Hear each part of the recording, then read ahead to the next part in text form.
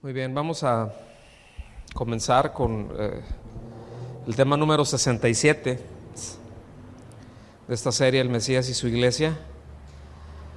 Yo les voy a pedir que vengan a Lucas, que lo tengan ahí. Vamos a ver este pasaje de Lucas capítulo 20, a partir del versículo 9.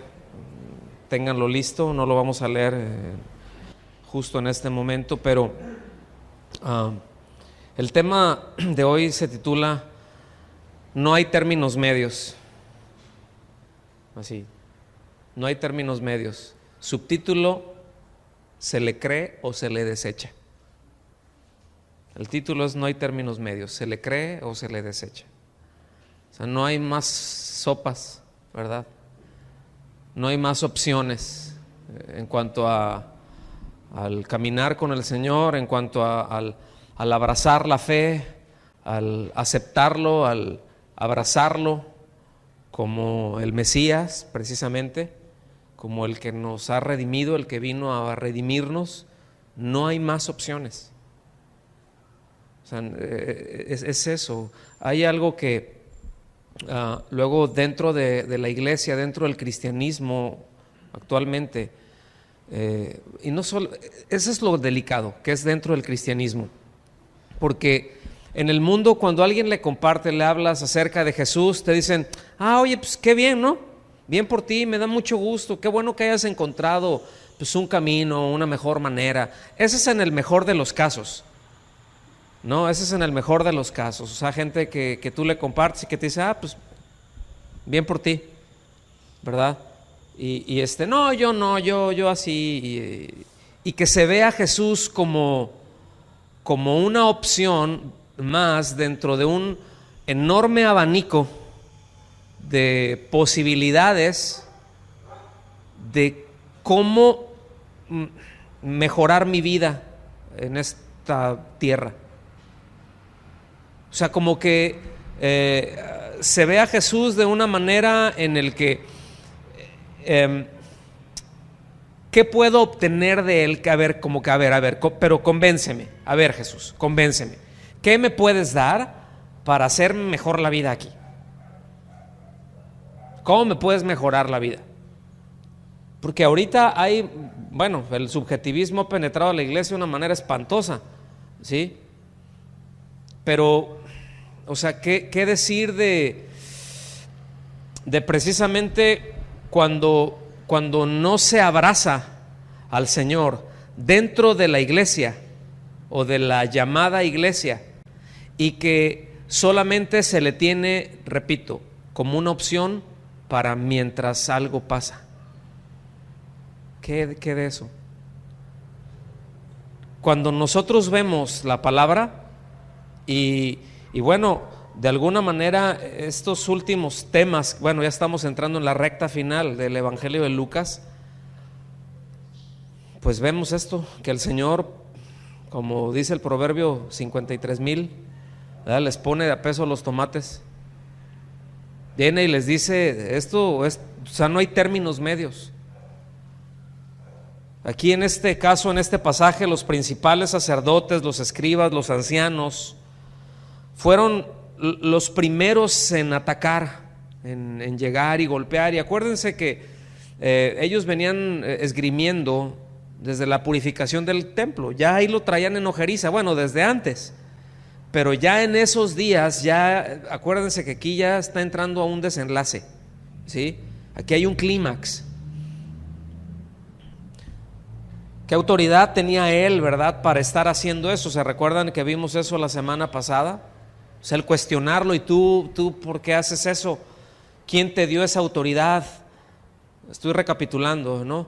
Y la respuesta de él: yo les voy a decir, pero ustedes díganme si el bautismo de Juan fue algo que, lo voy a parafrasear, fue algo que mandó Dios, que fue un enviado de Dios, un profeta de Dios, verdadero profeta de Dios, o si fue un rollo que se le ocurrió ahí, algo de hombres. Y ellos sabían que el hecho de decir que era de Dios, pues implicaba que ellos tenían que reconocer que Jesús era el Mesías. y lo tendrían que reconocer públicamente, ¿sí? Porque era de él precisamente de quien Juan el Bautista venía diciendo: este es el Cordero de Dios. Y lo dijo públicamente, es decir, no lo dijo en un chat privado, fue abierto, fue públicamente. ¿Sí estamos aquí? Entonces, veíamos la semana pasada que si ellos hubieran entonces aceptado la autoridad de Juan en cuanto a venir de parte de Dios, pues tendrían que haber aceptado a Jesús también, ¿sí? Entonces dijeron, se fueron por una respuesta deshonesta. ¿Se acuerdan cuál fue la respuesta? No sabemos. Pues sí sabían. O sea, sí sabían. El asunto es de que luego también nosotros a veces contestamos así. A veces también así hablamos. ¿Cómo estás? Bien. Perfecto. Todo bien. Gloria a Dios. ¿Sí? Y a veces no es así. No sé si me estoy dando a entender. Eso es por mencionar algo muy básico. Pero vámonos ya aquí al desarrollo de esta parábola, porque va a ser rápida la enseñanza de hoy, de veras. Esta parábola hace, o es más bien una alusión a otra parábola del Señor, bueno, que está en Isaías, allá en el capítulo 5, ahí se las encargo. No, ahorita no, por cuestiones de tiempo, pero léanlos allá en casa, porque habla acerca de una viña. Y es obviamente cuando él empieza a hablar de esta parábola, ellos captaban inmediatamente que se estaba refiriendo al pueblo, que se estaba refiriendo a Israel, ¿sí? Para que puedan enriquecer más el tema, los pasajes paralelos están en Mateo, capítulo 21, del versículo 33 al 44, y en Marcos, del 12, del 1 al 11. Lo mismo, por cuestión de tiempo no tenemos chance de leer los tres pasajes, aunque voy a estar haciendo algunas referencias de uno y del otro. Pero bueno, aquí a continuación el Señor narra una parábola para describir el origen de su autoridad. Acuérdense, lo que vimos la semana pasada, dijeron, pues no sabemos, ¿verdad? Y Él les dijo, pues no les digo, ¿sí? Pero en esta parábola les dice, pero sí les digo, sí les voy a enseñar, ¿sí? O sea, sí les voy a dejar en claro, y precisamente esta parábola lo hace para describir de dónde venía su autoridad. Es una parábola sobre una viña, y esta figura, esta idea, como mencioné hace un momentito, no era nueva para los judíos, no era nueva para los israelitas. Isaías había usado esta figura para recibirse a la nación de Israel, ¿sí? Entonces, para ellos el simbolismo era claro, porque aunque está la parábola ahí, cuando ustedes la vean, la lean allá en Isaías en el capítulo 5, es del 1 al 7, pues está tremenda, como que halagadora no es. Entonces les hace esa referencia. Vengan conmigo por favor allá a Lucas, en el capítulo 20, pero a partir del verso 9 voy a ir leyendo y me voy a detener en algunas partes. Dice, comenzó luego a decir al pueblo esta parábola. ¿A quién se lo empezó a decir? Bueno, fíjense, Lucas es el único que apunta a quién iba dirigida la parábola. Es decir, no solamente para los líderes judíos, sino para todos, ¿sí? Obviamente ellos incluidos dentro de esto. Entonces les dice, un hombre plantó una viña, la arrendó a los labradores y se ausentó por mucho tiempo. Y a su tiempo envió un siervo a los labradores para que se les diese el fruto de la viña. Pero los labradores le golpearon, o sea, los arrendatarios le golpearon y le enviaron con las manos vacías. Volvió a enviar otro siervo, mas ellos a este también, golpeando y afrentando, le enviaron con las manos vacías. Volvió a enviar un tercer siervo, mas ellos también a este echaron fuera herido. Miren, para captar, esto que él está describiendo era una práctica muy común.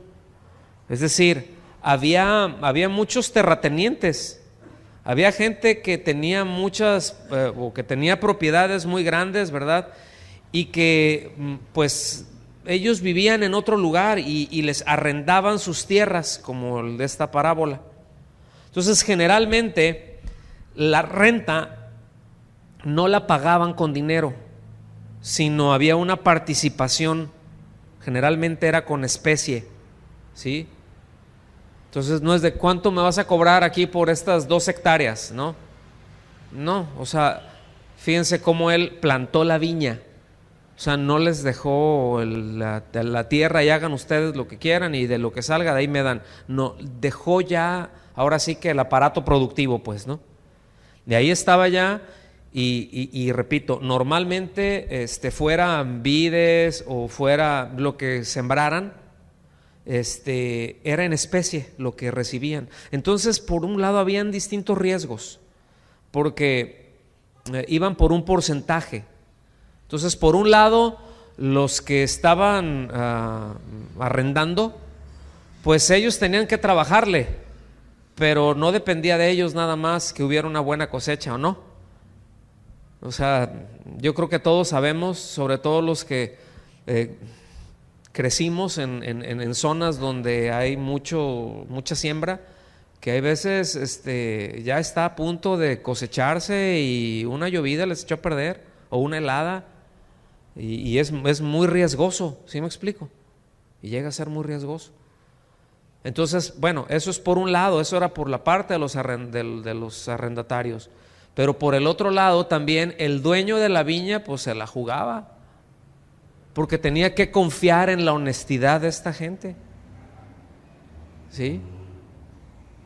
Y ustedes saben que luego es muy fácil ocultar cosas. Entonces, sí lo alcanzan a ver. Entonces, repito, esto era muy era algo común, pues, ¿no? No era algo extraño para ellos. Para nosotros, pues lo que vemos sí como que, ay, que esta parábola, pero para ellos era algo muy común.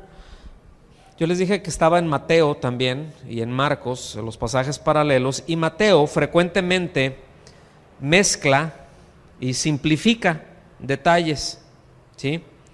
El recuento que hace Mateo en la narración que él hace, menciona 3 diferentes siervos que vinieron individualmente. Aquí también lo menciona así, pero dice, da más el detalle en cuanto a que dice que a unos lo golpearon, a otros lo apedrearon, ¿sí? Dice, al primero lo apedrearon, el segundo, al otro, perdón, lo apedrearon, y al tercero lo mataron. Y es algo que nosotros vemos de esa forma. Acuérdense, los siervos los está representando a los profetas, ¿ok? Y a muchos de ellos, o sea, lo que está diciendo aquí en Mateo, que a unos golpearon, otros apedrearon y a otros mataron, son formas en las que trataron a muchos de los profetas, ¿sí? Entonces, para ellos no. Ahora, acuérdense que Mateo le está escribiendo a judíos. Lucas no.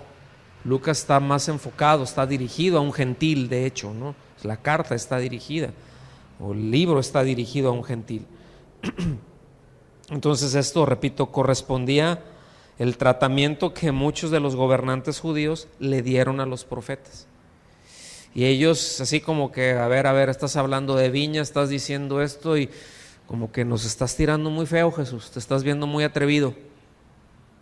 Nos estás diciendo que se está repitiendo la misma historia y que nosotros no somos los buenos de la película. Versículo 13 y 14 dice, entonces el señor de la viña dijo, ¿qué haré? Enviaré a mi hijo amado. Pónganme atención, porque tanto Lucas como Marcos registran esta expresión, mi hijo amado, ¿sí? Y esto deja en claro que el hijo en la parábola es una ilustración ¿de quién? de Él, ¿sí? Del Señor, ¿verdad? Además, esta expresión, mi Hijo amado, es algo que mucha gente había oído cuando Juan bautizó a Jesús. ¿Me están siguiendo? O sea, no desconecten a Juan, ¿sí? Desde la vez pasada, hablando de la autoridad, lo metió, y después aquí Lucas, no es casualidad que mete una expresión que mucha gente escuchó, ¿sí? Y que no le escuchó decir de Juan el Bautista, no le escuchó decir de un profeta. No fue Mateo el que se levantó y dijo esto. No, se abrieron los cielos. ¿Están conmigo? Y una voz, o sea, yo no sé cómo haya sido eso. Yo no sé cómo haya sido, pero ha de haber sido muy impresionante. ¿Sí o no? Yo creo que ha de haber sido muy sublime, pero a la misma vez yo creo que ha de haber sido medio terrorífico el asunto. O sea, ver una escena bastante fuerte, y mucha gente escuchó esto, y seguramente mucha gente de la que estaba escuchando este discurso del Señor había escuchado este es mi Hijo amado. Y cuando el Señor está diciéndoles esto, enviaré a mi Hijo amado, y pues es Él. ¿Me explico? ¿Sí lo alcanzan a ver o no? ¿Sí? Entonces, a la gente no le era ajena, ¿sí?, quién era el Hijo de Dios. El asunto es de que iba en contra de sus intereses, y eso es algo que nosotros debemos de cuidar mucho, porque una de las razones por las que se rechaza al Señor y por lo que se rechaza lo que Él establece es precisamente porque va en contra de lo que alguien busca o de lo que alguien desea. Es decir, el que viene, y cuando ves la realidad, el que te viene a estorbar, déjame ponerlo de esa forma, ahorita lo voy a clarificar, pero el que te viene a estorbar es el Señor. El que viene y con quien chocan tus deseos y tus anhelos y tus más grandes sueños, ¿sí?, es con el Señor. Porque la tendencia es, yo tengo estos sueños, yo tengo estos grandes deseos, voy a ver, pues todo lo puedo en Cristo que me fortalece. Entonces, a ver cómo lo puedo usar a Él para conseguir eso que yo deseo. Cuando llegamos y la verdad de las cosas con el Señor es, no, a ver, ¿qué me dices que quieres? ¿Esos son tus deseos? ¿Sabes que yo tengo algo mejor? Nada más que no te va a gustar, pero de que es mejor, es mejor. ¿Poco no? En buen sentido, ¿a cuántos les ha echado a perder la vida el Señor? Vamos, sean honestos. O sea, en un buen sentido. Yo tenía, mis planes eran estos, y ahorita ya se acabó eso.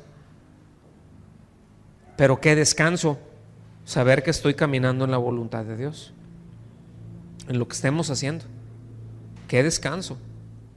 ¿Sí? Entonces el Señor viene y antagoniza muchas veces con esto, y repito, cuando la gente se da cuenta, cuando ve el verdadero evangelio, cuando realiza en su mente que la razón por la que el Señor vino no fue para darle su mejor vida ahora, como dice el magnate tejano, ¿verdad?, sino para salvar lo que se había perdido.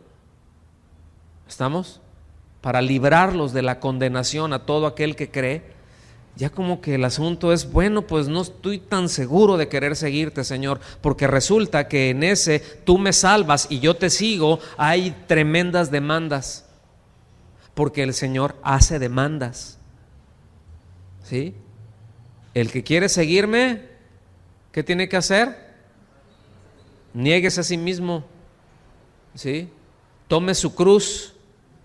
¿Y qué? ¿O qué dice? O abrace sus sueños y yo se los cumpliré.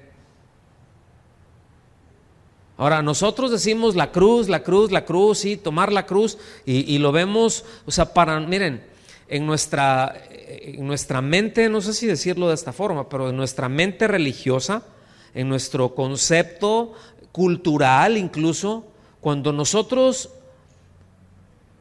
escuchamos cruz, para nosotros viene a ser, y para la gente es un elemento religioso. No sé si lo alcanzan a ver. ¿Sí? Cuando pones así una cruz y si pones un edificio y le pones una cruz arriba, ¿qué te indica que es?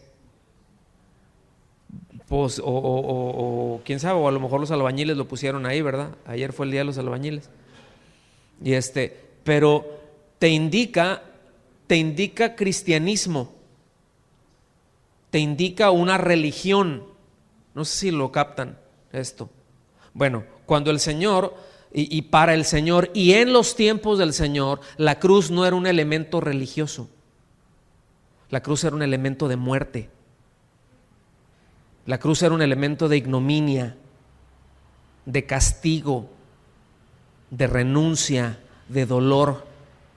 Ahora no estoy diciendo seguir a Cristo es acá o sea, no estamos hablando de ascetismo. ¿Sí me explico? No estamos hablando de eso, pero el Señor es muy claro que la razón de que Él nos salva es para hacernos sus discípulos. ¿Sí? Así de sencillo. No es para que seamos oyentes, es para ser discípulos. Ese es el concepto que ha existido desde un inicio, que con los años y después de 2000 años se ha distorsionado, y más en los últimos 150, 200 años se ha distorsionado esa idea. Eso corre por cuenta nuestra. Pero inicialmente no se concibe, bíblicamente no se concibe a alguien que diga que ha sido rescatado, que ha sido lavado por la sangre de Cristo y que no sea un discípulo. No se concibe. Bíblicamente no existe otra cosa. Por eso hablamos que es Salvador y Señor, Señor y Salvador. ¿Estamos? ¿Qué es lo que hace el Salvador? Nos salva. ¿Nos salva para qué? Para ser nuestro Señor. ¿Cuál es la evidencia que me ha salvado? Que me está gobernando. La evidencia de que Él me ha salvado es de que Él me gobierna. Si yo ando haciendo lo que a mí se me da la gana, pero claro que, gloria a Dios, voy a la misa evangélica los domingos, ¿verdad? O sea, ¿sí lo alcanzan a ver? O sea, voy los domingos, voy esto, ya tengo mi religión. Ay, esta es la buena. Ahora sí. Pero en nuestra vida no hay rasgos del gobierno de Cristo. Y tienen que ver rasgos de que Él nos está gobernando. Yo no digo una impecabilidad, porque no, la verdad es que no la vamos a tener. Yo no estoy hablando de impecabilidad, pero estoy hablando de estar completos y de que sea evidente de que Cristo nos gobierna. Como ustedes quieran, empujones y sombrerazos, pero ahí vamos. ¿Sí?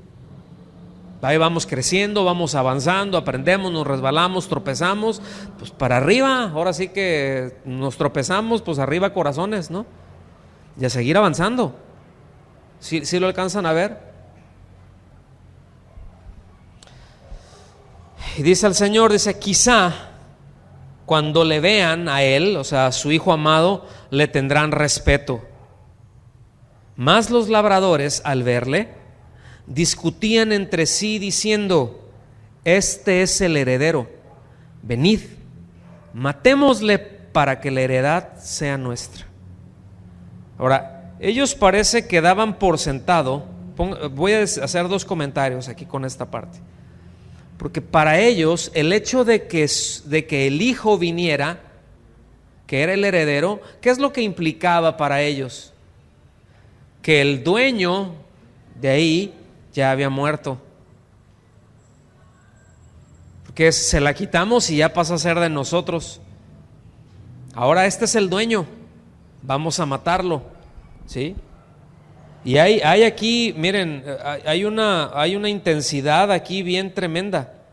¿sí? Aquí la parábola alcanza este clímax, es aquí en este momento, y es dramático, porque el propietario dice: enviaré a mi hijo amado, ¿sí?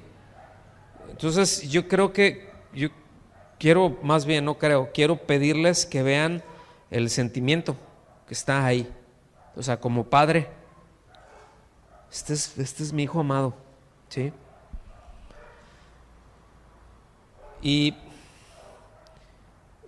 por siglos nosotros vemos que Israel había sido culpable de maltratar y de aún matar a los mensajeros que Dios les enviaba, ¿sí? Y tratarían al Hijo de Dios de la misma manera, peor. ¿Sí lo alcanzan a ver? Vamos a seguir leyendo. Dice, versículos 15 y 16. Y le echaron fuera de la viña y le mataron. ¿Sabes? Dice, ¿qué pues les hará el Señor de la viña? Y es así como que, ay, ¿verdad? Nos equivocamos con esto. Dice, vendrá y destruirá a estos labradores y dará su viña a otros. En Mateo muestra que los fariseos llegaron a esta misma conclusión, es decir, que es el Señor el que les preguntó y que ellos respondieron, ¿sí? El asunto es de que la conclusión es que el juicio que ellos mismos hicieron acerca de los labradores malvados era también el juicio de Cristo contra ellos. O sea, ellos llegaron a la misma conclusión. Se les estaba exponiendo la verdad. ¿Y qué es lo que va a hacer el dueño de la viña? No, pues los va a destruir y le va a dar su viña a otro. ¿Ah? ¿Ah? Cuando ellos oyeron esto, dijeron, Dios nos libre. Pero ese Dios nos libre es una expresión, pero de terror, ¿sí? Así, en nuestros días, un lenguaje más contemporáneo, a lo mejor así es como ni lo quiera Dios, ¿verdad? No sé, algo así, ¿verdad? O sea, no.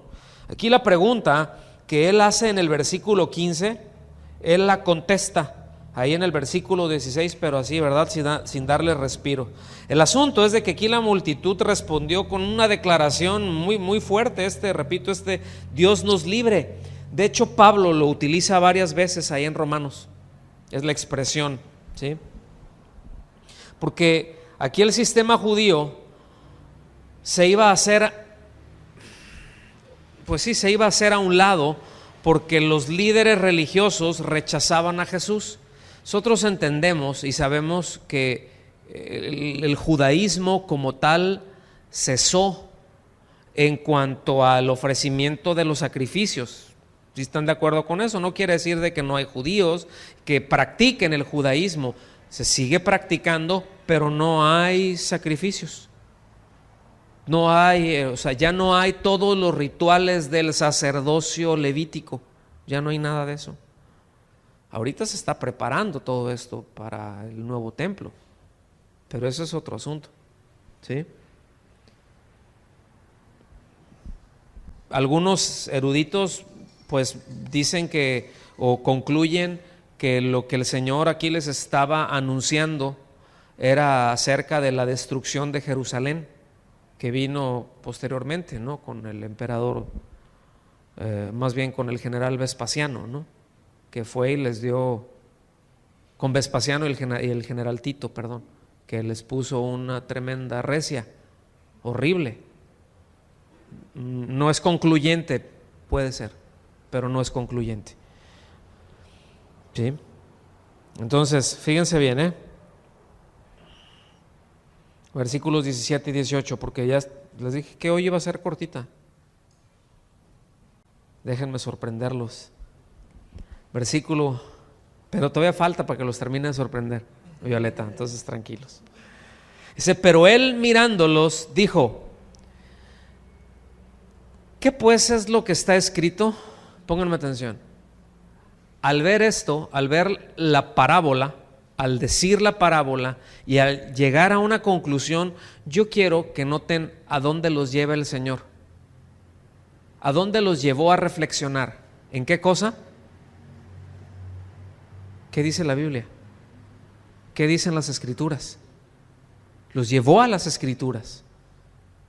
Ciertamente les estaba él hablando ahí en esta parábola, se estaba refiriendo, como había dicho inicialmente, allá a Isaías capítulo 5 del 1 al 7, pero ahorita ya estaba aquí diciéndole, a ver, ¿qué dice la Biblia? ¿Qué dice Dios con respecto ya en concreto a estas actitudes, a estas acciones de rechazar al Hijo de Dios? ¿Qué dice la Escritura con respecto a esto?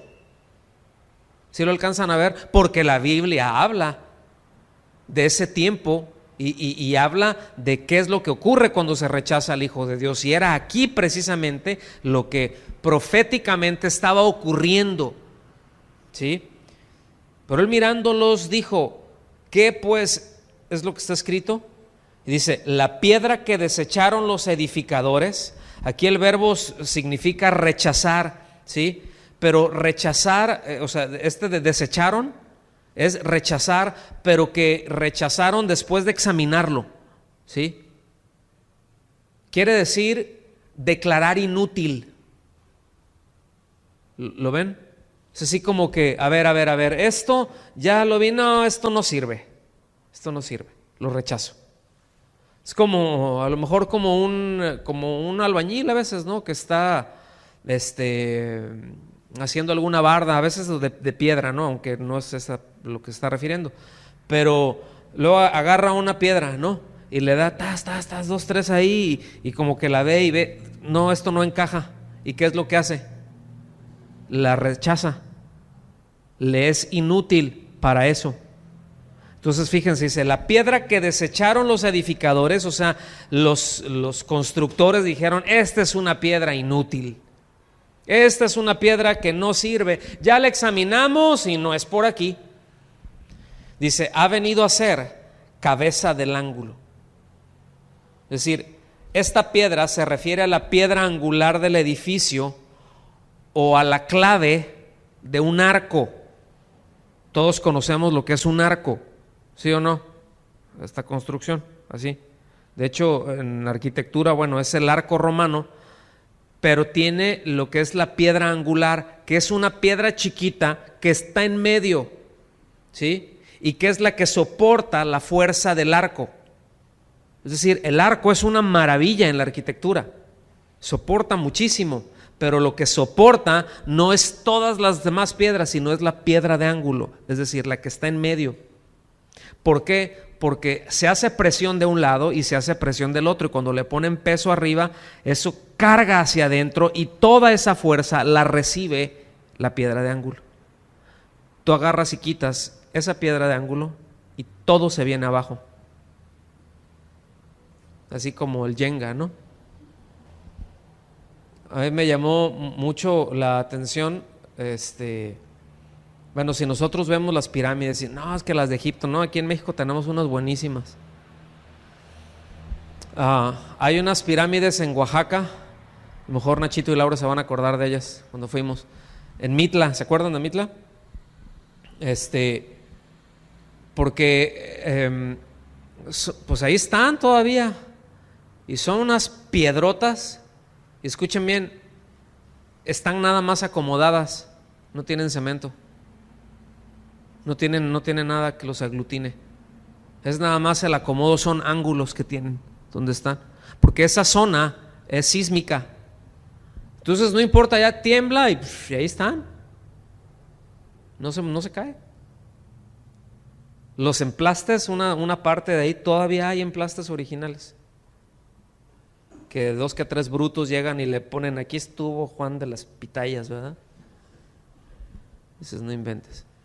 Pero bueno, no sé si me estoy dando a entender. O sea, se está refiriendo a esto, a una piedra que si la quitas, todo se viene abajo. O sea, bueno, a eso que le dijeron inútil, pues resulta que si quitas eso, no tienes nada. O sea, me están desechando a mí, en otras palabras, me están desechando a mí. no me tienes a mí, no tienes nada. Por eso es de que el tema es de que no hay términos medios. O se tiene a Cristo o no se tiene. No se puede tener medio Cristo, medio cristiano, medio acá, ¿no? Si andas medio así, a lo mejor no eres, a lo mejor no se es, a lo mejor se está en proceso, no lo sé, ¿verdad? O falta que el Señor dé un llegue, ¿sí? Que le dé una rimadita el Señor. Pero bueno, dice, todo el que cayere sobre aquella piedra será quebrantado. Estas figuras luego, ahorita voy a tratar de explicarlas, a ver si no los hago un lío. Dice, todo el que cayere sobre aquella piedra será quebrantado, mas sobre quien ella cayere le desmenuzará. Okay. La primera figura, ¿cuál es? Caer sobre la piedra, ¿sí? Aquí se refiere a alguien que cae o que tropieza sobre Cristo, ¿sí? Y es una palabra rara la que se utiliza ahí, de será quebrantado, porque habla de será aplastado, ¿sí? Y repito, es algo así como si una jarra de barro cae, ¿sí?, sobre esa piedra, sobre esa roca. Si esa jarra cae sobre esa roca, ¿cómo queda la jarra? ¡Pah! Se quiebra. Pero si está la jarra y la piedra le cae,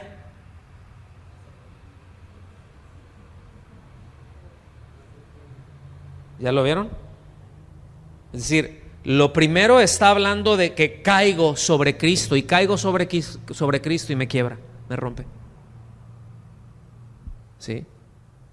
Pero ya lo segundo está hablando de un juicio. Ya lo segundo, de hecho, es algo de lo que habla o que se refiere el profeta Daniel, y él lo describió como una piedra que fue cortada sin manos, que cae sobre los reinos del mundo y los aplasta. Allá en Daniel capítulo 2, versos 44 y 45. Sí, como una piedra que llega y así todos los imperios se los lleva, los desmenuza. Y eso es de lo que está hablando. Entonces, lo que el Señor quería hacer notar era que Él, que era el elemento más importante de la nación judía, estaba siendo rechazado, ¿sí? Pero que al final Él reinaría de una manera suprema. Que aunque en ese momento lo estaban rechazando a Él, ¿sí?, pues Él traería juicio. Esta fue prácticamente la culminación de todos los mensajes que el Señor dio en cuanto a que los gentiles, ¿sí?, y los desechados serían añadidos al reino, mientras que muchos en Israel no se les permitiría entrar, porque eso se los dice ahí en Mateo. Aquí no lo está diciendo abiertamente, pero en Mateo les dice: ¿ustedes piensan que ya la tienen hecha? No, ustedes no serán quebrantados, ustedes serán desmenuzados, ¿sí? Ustedes piensan, o sea, que tienen, que la viña es de ustedes. No, sigue siendo del Padre. Ustedes serán, ahora sí que pues los vamos a pasar por armas. ¿Sí están aquí? Es un anuncio muy fuerte. Y dices, ay, pero es que el Señor es todo amor. Sí, y es en amor que lo está diciendo. Versículo 19: procuraban los principales sacerdotes y los escribas echarle mano en aquella hora, porque comprendieron que contra ellos había dicho esta parábola, pero temieron al pueblo. O sea, si les quedó bien claro, miren, tontos no eran. O sea, no es de que no entiendo lo que me estás diciendo, ¿sí? Por eso el Señor les habló y les quedó claro.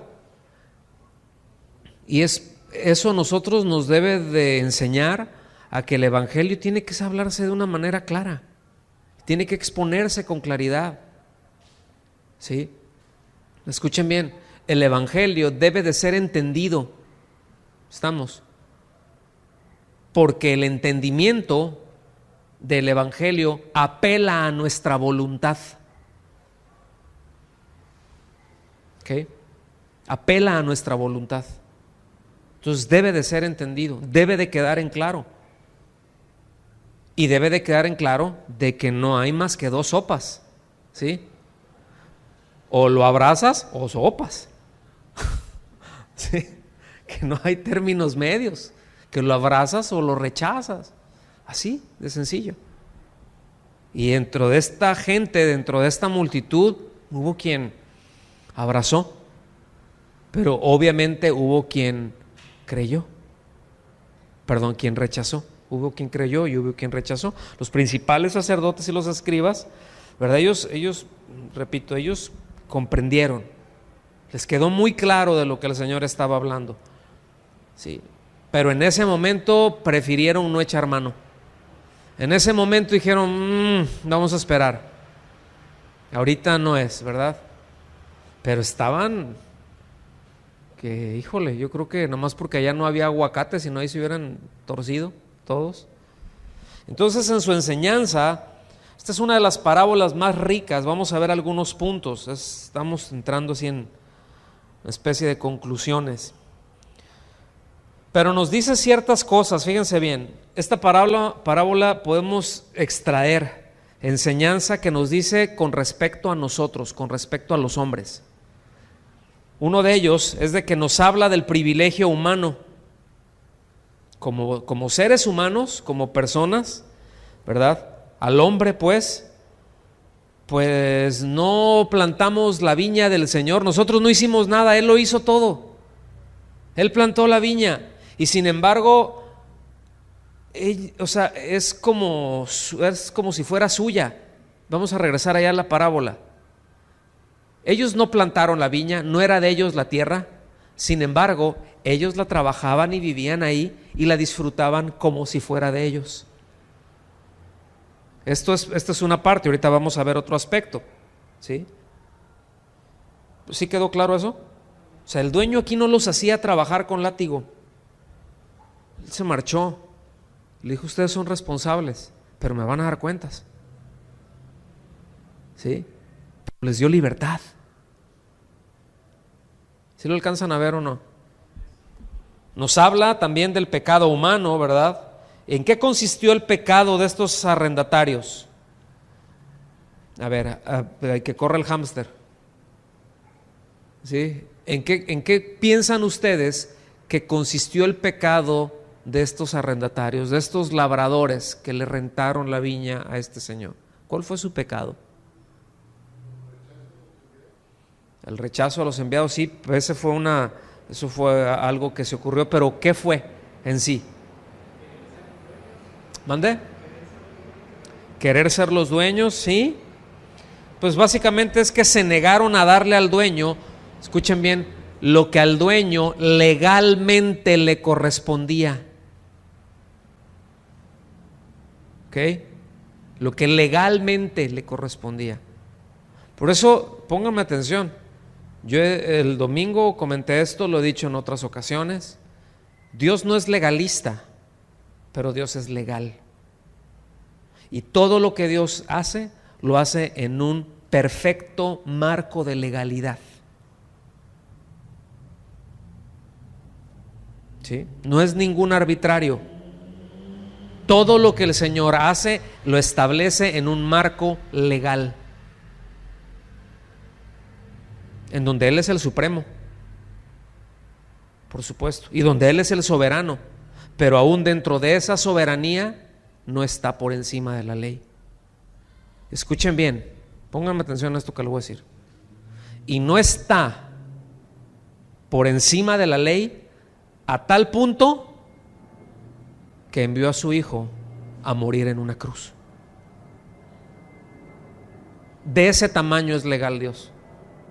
Eso muestra que Dios es legal. Porque ¿cuál es el pago del pecado? ¿Sí lo alcanzan a ver? Y para que el hombre pudiera redimir al hombre, pues no se podía. Es vida por vida.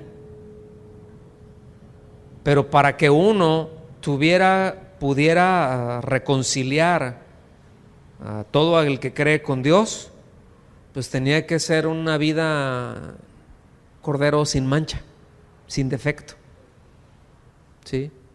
Tenía que ser. Y el Señor cumplió la ley. Nunca pecó. Es una vida intachable, inmaculada. ¿Es así? Perfecta, inmaculada. Nunca cometió un pecado. Nunca quebrantó un solo mandamiento.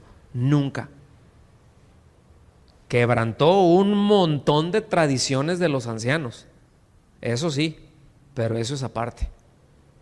Pero la ley la cumplió perfecto. Entonces póngame atención en esto. El Señor Jesucristo es justo no por gracia. Él es justo por derecho propio. Él es justo por mérito. Como hijo de Dios, como hombre, es justo por mérito. Y siendo justo por mérito, se entregó. Para que el hombre tuviera la posibilidad, al creer, de ser reconciliado con Dios. De otra manera no podría ser. No sé si me estoy dando a entender o ya los hice un... De otra manera no podría ser. Porque a veces, déjenme le voy a decir esto, hay veces se predica un evangelio que hace ver a un Dios ilegal. Dios te ama. Y yo he hecho esto, ya ahorita no les voy a decir, pues ya me cacharon, ¿no? Pero yo más de una ocasión, yo he hecho esta pregunta: ¿cuántos creen que Dios los perdona porque los ama? Y todos casi levantaban la mano. Ay, claro, me perdona porque me ama, ¿no? Nos puede perdonar porque ya hubo un pago por el pecado. Porque si no hubiera pago por el pecado, Él no podría perdonar, porque entonces sería arbitrario, sería injusto. No sé si lo alcanzan a ver. De ese tamaño es. ¿Lo ven o no? Entonces el pecado consiste en no darle a Dios lo que le pertenece, en tratar de usurpar una posición que no corresponde. ¿Qué es lo que le pertenece? Pues el hombre. El hombre le pertenece a Dios. Por eso está establecido que el hombre muera una sola vez y después de esto, el juicio. Pero el hombre le pertenece, todo le pertenece al Señor. Y tan todo le pertenece, ¿sí? Escuchen bien, y por lo que Él ha redimido, es de que juzgará al mundo. ¿Me explico? Y dará el pago a quien le tenga que dar. Y bueno, la creación pues también fue contaminada y también será destruida, también será pasada por fuego. ¿Lo ven o no? Ok. Nos habla de la responsabilidad humana también.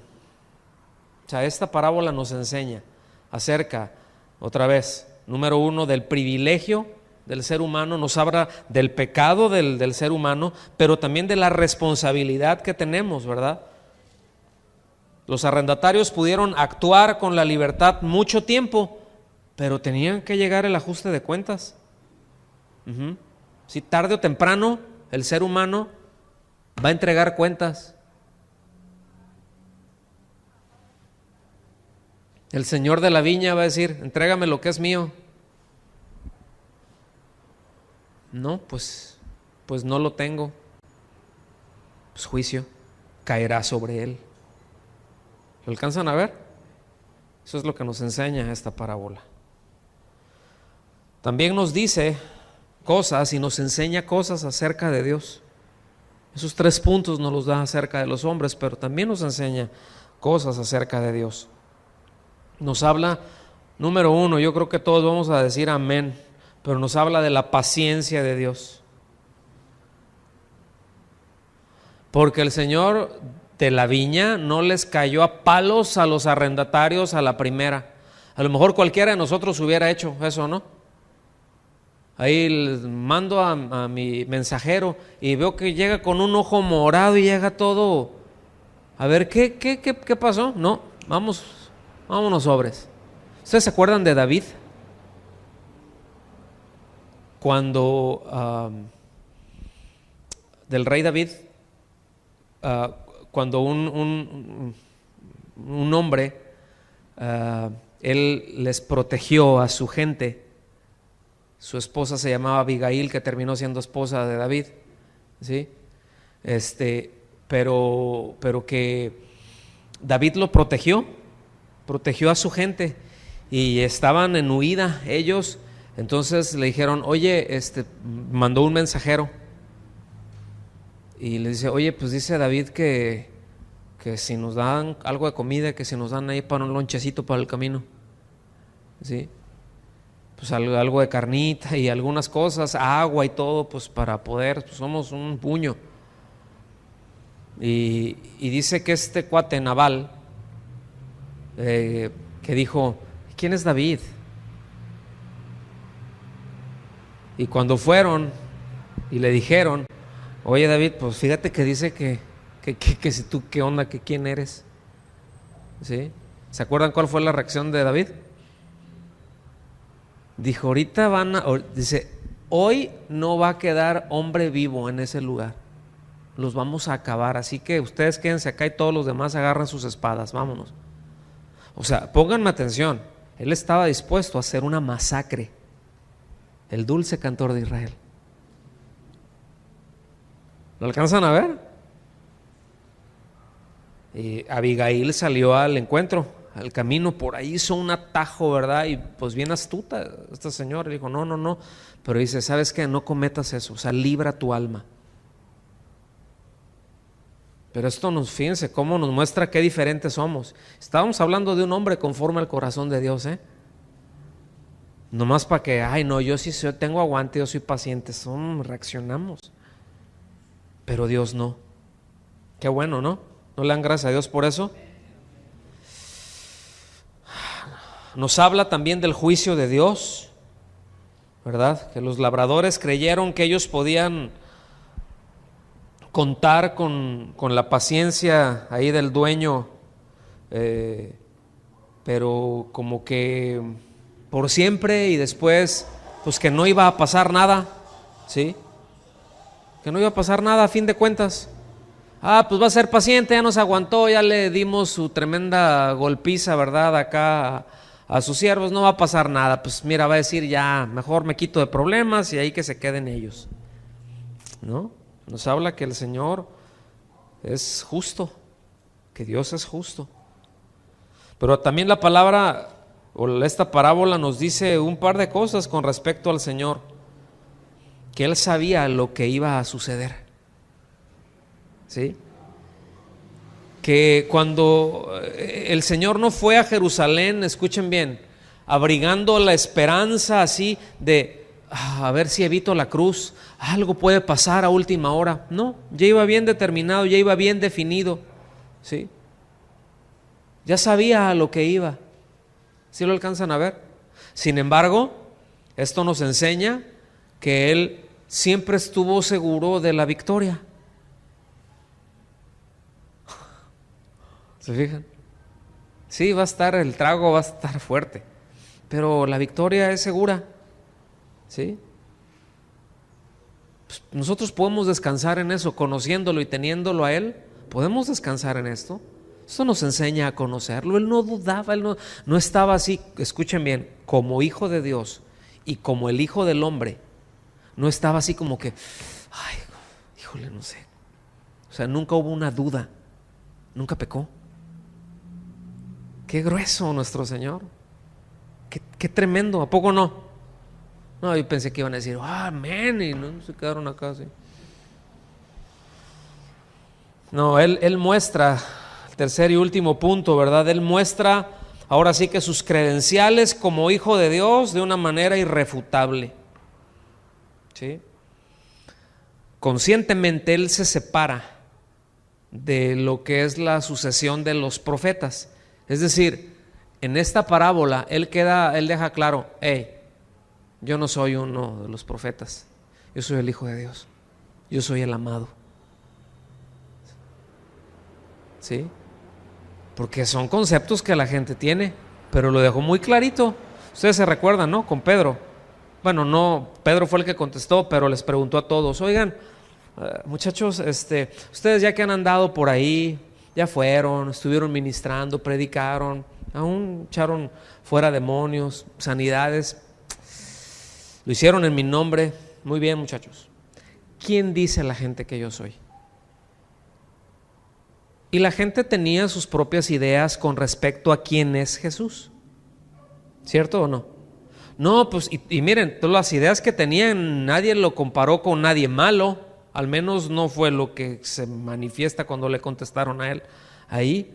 No, pues que unos que uno de los profetas, y otros no, pues que Juan el Bautista, ¿verdad? Que ha resucitado, y cada quien tenía sus rollos, ¿no?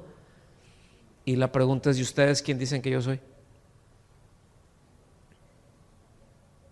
Y ustedes, sí, ok, la gente tiene su propia opinión, pero ¿ustedes qué dicen? ¿Quién soy? ¿Sí lo ven? Y dejó muy claro ya aquí al final que él era el Hijo de Dios. Clarísimo.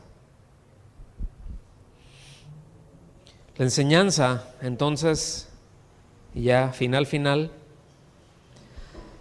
es que,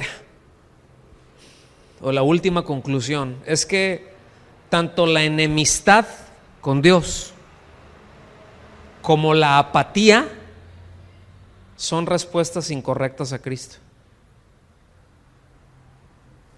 Espérenme tantito. La enemistad, una cosa es ser enemigos de Cristo, ¿cierto o no?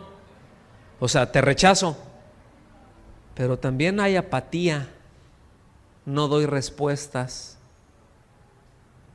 Sí eres, pero bien por ti. No estoy en contra tuya. ¿Alcanzan a ver? No, yo no estoy en contra tuya, Señor. Yo simplemente tengo mi vida. Y yo quiero que estés ahí en mi vida y que me ayudes, y gracias por amarme. Pero no le dan lo que le corresponde.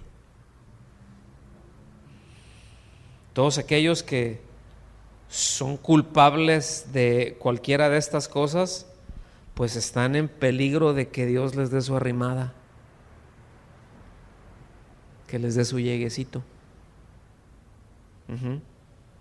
Por eso, ¿cómo se llama este tema? No hay términos medios.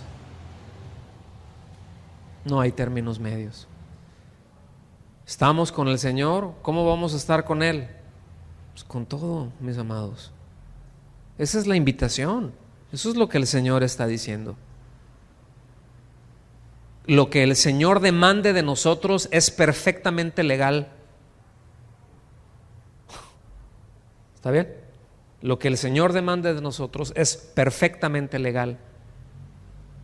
Y si nosotros no le damos esa respuesta, nos podríamos comparar con esos labradores malvados que no le están dando lo que a él le corresponde, en un sentido. No sé si lo alcanzan a ver, ¿sí o no? ¿Sí? Pues bien, entonces hasta aquí, con esto terminamos el tema del día de hoy.